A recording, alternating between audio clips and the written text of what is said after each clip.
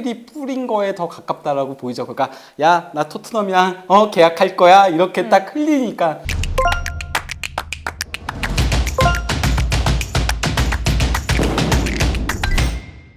하프타임 두 번째 시간 시작을 해볼게요. 저희가 첫 번째 시간에는 프리뷰를 항상 할 거고 두 번째 시간 여러 가지 좀 이슈나 우리가 궁금했던 얘기들을 할 건데 오늘 주제는 투헬 감독입니다. 투헬 감독이 이제 바이에른 뮌헨에 왔어요. 나겔스만 2위인 팀의 감독을 경질한다는 것도 굉장히 충격이었고 그럼 나겔스만이 가면서 투헬을 데리고 왔다는 것 바이에른 뮌헨이 미래가 보이지 않는다. 그리고 전략적인 감독을 데리고 오고 싶었다. 뭐 이런 얘기를 했던데 딱 뚜껑을 열었더니 좀 어떻던가요? 투엘이 아우크스부르크 2군 감독을 했을 때 나겔스만이 거기 선수였고요. 무릎 부상을 당해가지고 1년을 쉬어야 됐을 때 투엘이 나겔스만한테 너 그러면 내 밑에서 비디오 분석관을 해봐라. 그래서 그 밑에서 비디오 분석관을 하다가 이제 지도자 경력까지 쌓게 된 거였거든요. 그때 결국은 선수를 은퇴를 이른 나이에 만 21세에 하고서 지도자 경력을 밟게 됐다 보니까 어떤 의미에서는 은사와 제자라고 할 수 있겠는데요. 나겔스만을 경질한 데에는 다양한 이유들이 있긴 해요. 근데 이제 그게 성적적인 부분은 솔직히 아니고요. 그쵸. 왜냐면은 챔피언스 리그에서는 심지어 8전 전승이었고 그것도 죽음의 조를 뒤엎고 올라와가지고 그것도 전승으로 바르셀로나와 인테르를 전승으로 꺾었고요. 파리 생제르맹 16강에서 꺾고 올라왔고 포칼에서도 승승장구하고 있었기 때문에 성적적인 부분보다는 그 선수단 관리가 조금 안 되는 부분이 있었고요. 나겔스만이 너무 어린 감독이다 보니까 뭐 이렇게 하는 지시들에 대해서 특히 가장 대표적인 케이스가 레반도프스키가 좀 세트피스 공격할 때 측면으로 빠져서 뭐 헤딩을 해봐라 뭐 이런 식으로 하면은 당신이 나보다 골 넣어봤어 이런 식으로 얘기했다는 그런 카더라는 얘기들이 있어요. 독일 현지에서 나온 보도들이 바이에른은 결국 스타들이 있는 구단이잖아요. 그쵸. 근데 그런 구단에 부임하기에는 너무 어렵다. 그래서 지금 바이언이 나겔스만을 경질했는데도 계약을 묻고 있는 이유가 다시 나가서 성공해서 다시 돌아와라. 이렇게 생각을 하고 있다라고 하더라고요. 그리고 나겔스만이 레버쿠젠전에서 그때 이제 경기 내용이 완전히 밀리면서 패했었거든요. 그러고 나서 그래서 바이언 보드진들이 굉장히 화가 났었어요. 왜냐면 바이언은 분데스리가에서 지더라도 내용은 항상 앞서요. 근데 내용에서 밀리면서 졌다 보니까 살리아미치치 단장 같은 경우는 내가 바이언에서 이런 경기를 본 적이 없다라고 할 정도로 화를 냈는데 근데 그때가 A매치 브레이크였잖아요. 나겔스만이 경기 끝나고 바로 스키 여행을 갔어요. 올리버 칸이 이제 뒤늦게 얘기를 했었거든요. 나겔스만 사실 스키 여행 안 갔으면은 그랬으면 경지 안 했을 수도 있다. 그때 우리는 긴급 회의를 하고 있었다. 그래서 긴급 회의가 있다라고 했는데도 나 스키 여행 이미 잡혔으니까 갈게 하면서 갔다. 그게 조금 경질의 이유로 또 작용을 했다라고 얘기를 하더라고요. 그래서 바이언 내에서는 농담으로 그런 얘기가 있어요. 스키 여행 가지 마라. 왜냐 노이어 월드컵 끝나고 스키 여행 갔다가 다리 부러져가지고 그런 사단 났었고 투엘 감독 부임하게 된 거에는 그것도 있죠. 바이언은 그 안첼로티가 실패하고 난 이후에는 독일어 안 되는 감독은 절대 부임시키지 않겠다라는 그 기조로 가고 있었거든요. 네. 근데 현재 시장에 있는 독일어 되는 감독 중에 나겔스만 자르고 데려올 수 있는 감독 투엘 하나밖에 없는 거예요. 그렇네요. 투엘이 만약에 토트넘을 가버리면은 아예 데려올 수 있는 카드 자체가 사라지게 되니까 그래서 급하게 데려온 부분들도 있었거든요. 부임하게 된 계기는 이런 거고 경기 내용을 이제 감자면요. 일단 데뷔전은 상당히 성공적이었습니다. 4대 0까지 갔었다가 마지막에 이제 2실점을 한 거니까 사실상 승부가 기운 다음에 4대 0으로 바뀐 건데요. 압박이 굉장히 강해졌어요. 나겔스만 감독 때보다는. 이거에 대해서는 이제 키미도 얘기를 했었거든요. 키미는 친 나겔스만파로 굉장히 유명했던 선수인데 빌트지 같은 언론사에서는 바이언 선수들 중에서 나겔스만을 유일하게 지지하고 전폭적으로 지지하고 좋아하는 선수는 키미 딱 한 명밖에 없다는 얘기까지 할 정도였는데 그 키미조차도 압박이 좀 달라졌다라고 얘기를 했었거든요. 그 정도로 압박 강도가 굉장히 강해졌었고 또 이제 달라진 부분이 밀러가 이제 살아났다는 거예요. 원래 이번 시즌 들어서는 밀러가 주전 경쟁에서 조금씩 밀려났어요. 그러니까 무시알라가 중앙 공격형 미드필더로 많이 나왔었거든요. 투엘이 부임하자마자 했던 얘기가 그거예요. 나는 밀러가 바이에른에서 얼마나 의미가 큰 선수인지 상징성이 있는 선수인지를 알고 있고 밀러를 리더로 이끌고 가겠다라고 얘기했는데 오자마자 바로 멀티골을 넣은 거죠. 밀러가. 예, 그러면서 밀러를 조금 공격적으로 활용하는. 사실 밀러가 예전에 득점력이 상당히 좋았던 선수였어요. 근데 안첼로티 부임하면서 서서히 내려오면서 득점력이 줄어들었던 거였거든요. 근데 투엘은 과감하게 밀러를 조금 더 전향적으로 공격적으로 활용을 하면서 그러면서 밀러 특유의 두 골이 다 그런 식이었거든요. 그 빈 공간으로 들어가가지고 약간 리바운드성 골들 약간 그런 식으로 넣었었기 때문에 딱 밀러 특유의 골들이 나왔었다라고 할 수 있겠죠. 근데 확실히 그런 건 있는 것 같아요. 첼시의 투엘은 선수단도 좀 상황이 힘들었었고 구단주와의 소통도 잘 안 되는 그런 상황이었는데 이제 바이에른 투엘은 투엘 감독에 대한 능력은 확실하니까 좀 다르지 않을까, 더 정말 좋은 모습을 보여주지 않을까 기대감이 상당한 것 같아요. 감독이 크게 두 가지 부류가 있어요. 코치형 감독하고 매니저형 감독이 있거든요. 뭐 가장 좋은 감독이라고 하자면 그게 두 가지가 다 되는 감독이고, 그래서 대표적으로 우리가 항상 얘기를 하는 게 코치형 감독으로는 아르센 벵거 얘기가 있고, 근데 벵거는 코치와 매니징이 모두가 다 되는 감독이고, 그리고 매니저형 감독이라고 하자면 대표적으로 알렉스 퍼거슨 감독 같은 이름이 계속해서 거론이 되는 거죠. 그래서 매니저형 감독에게는 항상 유능한 코치진이 함께 따라다니죠. 근데 투엘 감독은 제가 봤을 때는 코치형이 가까운 것 같아요. 왜냐하면 이분은 매니징을 하는 걸 그렇게 선호하지 않아요. 네. 이적 시장에 참여를 하거나 이런 데 있어서 좋은 선수 있으면 데려다 줘. 약간 이런 뉘앙스를 많이 보이는 것 같아요. 마지막에 볼리랑 결정적으로 틀어진 계기가 계속 볼리는 자기가 잘 모르니까. 예. 왜냐하면 축구를 처음 이제 투자하는 거고, 그리고 잉글랜드도 처음 왔고, 그리고 일을 처음 시작하니까 얼마나 의욕이 넘치겠어요. 근데 그냥 정말 그 밑도 끝도 없는 얘기를 계속 해대니까. 축구 모르는 놈이. 그리고 시시각각 불렀다는 거 아니에요. 예. 하루에도 몇 번씩 얘기하자고, 뭐 전화도 하고, 야 내가 구단주인데 감독이 와서 얘기하라고 하면 해야지. 뭐 이런 식으로 했다는 얘기도 있잖아요. 예. 그래서 조 감독이 그냥 내 에이전트랑 얘기해. 심지어 이래서 대노를 했다. 뭐 이런 얘기들도 있잖아요. 이게 내가 사실 누군데, 내가 투엘인데 나한테 축구 모르는 놈이 야 자꾸 이게 내 뭐라 건데. 하냐? 막 이런 거죠. 그러니까 서로 거기서 이제 예. 의견이 갈린 거죠. 뭐 심지어 푸포3라고 했다라는 루머도 있긴 하죠. 근데 어쨌건 투엘 감독은 왜 나한테 자꾸 선수나 뭐 이런 것들 물어보냐, 선수 이적이나 코칭만 잘하면 된다라는 주의긴 했었죠. 그래서 로만 때는 아무 문제가 없었던 게, 로만 때는 마리노프스키가 이제 영입도 다 해주고 이렇게 했었기 때문에 자기는 코칭에만 전념하면 됐어가지고 그땐 잘 됐었는데 보엘리가 부임하면서부터 이게 삐걱댔고, 그래서 이제 포터를 부임시키게 된 것도 협업이 잘 된다. 보엘리 구단주가 항상 강조하는 게 그거였어요. 협업.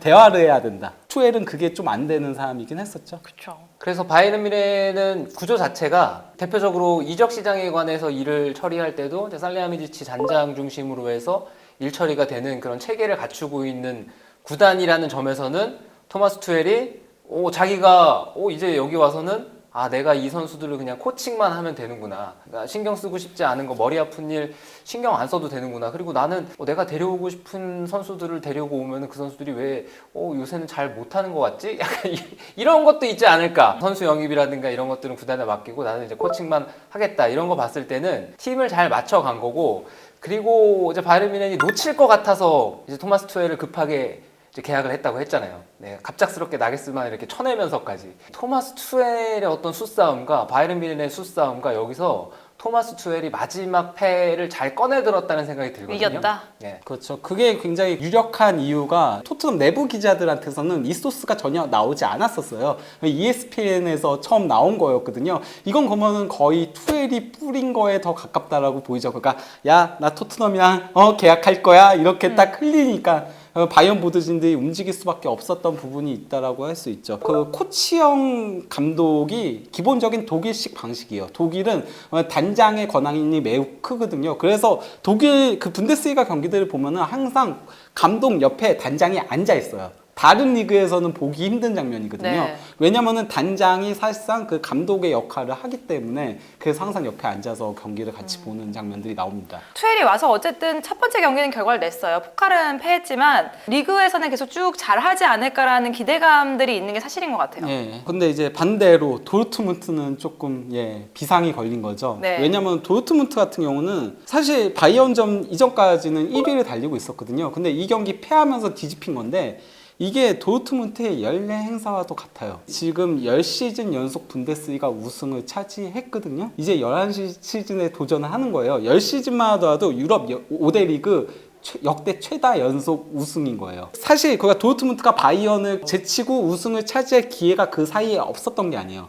10시즌 사이에 그가 우승을 할 뻔한 기회들이 있었는데 그때마다 도르트문트는 알아서 자멸하는 장면들이 굉장히 많았어요. 이제 2018-19 시즌이었거든요. 그때 그 27라운드까지 도르트문트가 계속 1위였어요. 그때가 코바치가 감독이었을 때였거든요. 하지만 28라운드 바이언하고의 맞대결에서 0대5 대패를 당하면서 이때 1, 2위가 바뀌었어요. 그럼에도 31라운드에 바이에른이 이제 뉘른베르크한테 무승부에 그치면서 다시 1위로 올라설 수 있었거든요. 그리고 그때 도르트문트의 상대팀은 당시 강등 위기에 있었던 레비어 더비인 샬케였어요. 근데 그 샬케전에 선제골을 넣고도 실점을 연달아서 허용하고 로이스랑 볼프가 퇴장을 당하면서 거기서 역전패를 당했었어요. 결국 시즌 마지막에 승점 2점 차로 2위에 그쳤던 적이 있었거든요. 도르트문트가 항상 위기 관리가 좀 안 돼요. 어느 정도는 습관이라고 생각을 해요. 우승도 습관인 거거든요. 레알 마드리드가 챔피언스리그에서 항상 우승을 하는 거. 이 팀이 거의 지난 시즌에 8강, 준결승, 결승 전부 다 지고 있다가 뒤집었거든요. 이 팀은 지고 있어도 우리 이거 많이 뒤집어 봤어. 이게 있는 거예요. 그러니까 위축되거나 그런 거 없이 끝까지 우리는 할 수 있다 하면서 플레이들을 하게 되는 건데 바이에른도 마찬가지라는 거죠. 리그에서만큼은 우리 항상 마지막엔 결국 우리가 우승했어. 이게 되는 반면에 도르트문트는 역전 우승을 많이 허용을 했어요. 그러다 보니까 선수들도 먼저 위축이 되는 거죠. 그게 DNA로 이제 박혀 있는 거죠. 만약에 바이에른 천하를 끝내는 팀이 나온다면 도르트문트보다도 차라리 다른 팀에서 나오지 않을까 싶을 정도로 지금 이게 좀 어떻게 보면 관성이 됐어요. 도르트문트 팬들 이 얘기 들으면 진짜 슬프겠다. 그 시즌은 굉장히 아쉽죠. 재밌는 건 도르트문트가 당시에 파브르 감독 시절이었거든요. 네. 1, 2와의 격차가 근래 들어서 가장 승점 차이가 적었던 시즌. 자신들이 스스로 우승의 어떤 운명을 쥐고 있었는데 내던졌죠. 네, 얘기해 주셨던 그 레비어 더비도 이제 그 전에 아마 아우크스부르크가 또 하위권인데 아우크스부르크랑 원정 경기도 졌을 거예요. 네, 그래서 스스로 우승을 거부했다고 봐도 되는 시즌을 보냈는데 그것을 제외하면은 최근 10시즌 동안에 바이에른 뮌헨이 우승을 하는 데 있어서 어려웠던 적은 없었어요. 대부분 승점 차이가 크게 벌어졌고 그것이 어떻게 보면 분데스리가의 장점이라고 볼 수도 있고 그리고 한편으로는 분데스리가가 자신들이 극복을 해나가야 될 전체 이제 클럽들이 넘어야 될 큰 숙제라고 보죠. 근데 결국에는 지금 잘 나가는 2위 팀의 감독을 경질을 하고 투엘을 데리고 왔다는 거는 11시즌 연속으로 우리는 우승을 가겠다라는 마음으로 데리고 온 거잖아요. 지금까지 챔피언스리그를 너무 잘 치르고 있는 바이에른 뮌헨이지만 아마 바이에른 뮌헨 내부의 생각은 좀 달랐을 가능성도 저는 있다고 생각해요. 그냥 의심을 하나 해보자면 지난 시즌을 돌아봤을 때는 바이에른 뮌헨이 지난 시즌에 챔피언스리그에서 잘하고 있다가 갑작스럽게 비아레알이라는 팀에게 덜미가 잡혔거든요. 네. 근데 지금까지 챔피언스리그에서 순항하고 있어요. 바이에른 뮌헨이 챔피언스리그에서는 리그와는 다르게 정말 수비가 천하무적이고 이 팀을 상대로 누가 골을 넣을 수 있을까? 골을 넣는다고 해도 한 경기에서 바이에른 뮌헨 상대로 멀티골을 기록을 할 수 있을까? 그러니까 이런 의문이 들 정도로 수비가 정말 탄탄한데 그럼에도 지난 시즌처럼 우리가 또 의외의 팀에게 실족하는 거 아닌가? 네, 더군다나 우리가 만나야 될 상대들이 8강에서도 그렇고 8강을 이겨서 4강을 올라가도 그렇고 뭔가 까다로운 팀이랑 지금 계속 싸워야 되는데 나겔스만의 경험과 나겔스만의 리더십과 나겔스만의 철학이 지금 우리 팀과 얼마나 맞아떨어지는가 우리 팀을 얼마나 강하게 만들어줄 수 있느냐가 저는 수뇌부들에 있어서는 이게 좀 의문이지 않았을까. 어떻게 보면은 포칼은 끝난 거고 트래블까지는 못해도 우린 무조건 더블은 하겠다라고 생각을 하고 데리고 온 거네요. 그렇죠. 그래서 원래 2에도 부임했을 때 기자회견에서 그렇게 얘기했고요. 트래블을 노리겠다라고 했는데 이미 하나는 낙마했죠. 근데 투엘은 어쨌건 첼시 시절에 챔피언스리그 우승을 한 적이 있다 보니까 레알 마드리드를 꺾고 결승에 올라갔던 거였거든요. 그리고 결승 상대도 맨시티였고 이게 그러니까 어떻게 보면은 딱 8강, 4강 대진하고 맞물리는 부분이 있는 거예요. 바이에른이 그 챔피언스리그에서 이번 시즌 실점한 게 풀젠저 딱 하나였어요. 그것도 이미 16강 확정, 1위 확정 짓고 나서 그러고 나서의 그 풀젠한테 실점한 거 제외하고는 바르셀로나, 인테르, 파리 생제르맹 상대로 6경기에서 무실점이긴 했었거든요. 하지만 나게스만은 어떤 일을 할지 모른다는 거죠. 좀 검증도가 떨어진다. 왜냐면 비아레알 상대로 공격 채널을 6개로 가져가가지고 혁신적인 전술을 하려고 상대를 조금 얕잡아봤던 거였죠. 그랬다가 도리어 역습 한 방에 두들겨 맞았던 거였거든요. 그런 것들에 대한 우려점이 있어서 투엘에 부임을 시켰다라고 볼 수 있는 거죠. 자, 이렇게 투엘에 대해서 얘기를 했고 바이언 도르트문트에 대해서 좀 얘기를 해봤는데 결국에는 첫 경기는 잘 했고 이제 이 이후의 경기만 남았습니다. 제가 그 도르트문트 바이언 관련해가지고 한 가지만 더 얘기를 하자면요. 도르트문트가 바이언을 넘어서려면은 결국 맞대결 전적에서 앞서야 돼요. 지금 도르트문트는 바이에른 상대로요. 강등권 팀보다도 더 약한 팀이에요. 도르트문트가 바이언 상대로 최근 9경기에서 1무 8패예요. 1승이 없어요. 단 1승도 없고요. 그나마 이제 마지막으로 승리한 게 2018년 11월 그때 이제 3대2로 승리한 게 마지막이었고요. 최근 18경기로 확장해도 2승 2무 14패이거든요. 그 정도로 유난히 바이언만 만나면은 더 약해져요. 그리고 도르트문트가 2010-11 시즌하고 2011-12 시즌에 바이에른을 제치고 우승을 했었잖아요. 2시즌 연속 클롭 감독 때. 그때가 바로 바이에른 상대로 더블을 기록했어요. 2경기 모두 다 승리했었거든요.